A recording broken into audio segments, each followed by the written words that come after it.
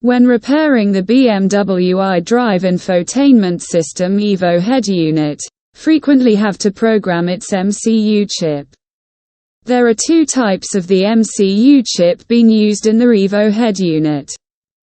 Renesas RH850-R7F701057 chip and the V850D70F3558 chip. By using this adapter, can program both types of the MCU chip via VVDIProg, connect the circuit board and VVDIProg directly. Get rid of soldering wire or removing the chip from the circuit board. A great ease for repairmen.